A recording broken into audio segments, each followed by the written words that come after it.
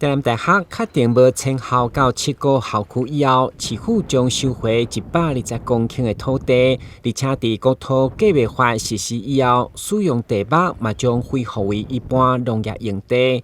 对此，议员陈坤和在中日巡就积极希望市府善用这片用地，为地方打造超过1000人的室内集会空间，唔通在7个只想要静电。进土地有土国土计划法之后，我们的土地要建筑更困难。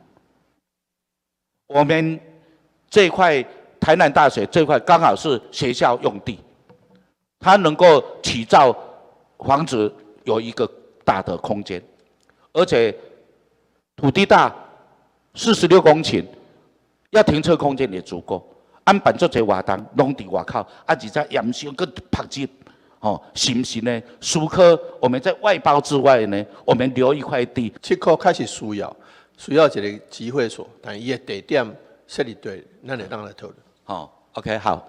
基本上台南大学迄个土地要好好运用。谢谢哈。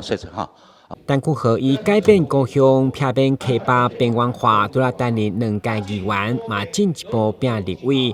这摆伫中日巡嘛持续争取西港满道跨闸门溪进入南区的大桥，同时关心61号道路要到市区的跨闸门溪大桥兴建议案所需要由一个公共艺术地标。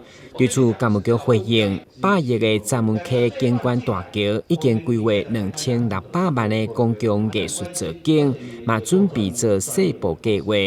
台湾新闻，阮子杨顺怀采访报道。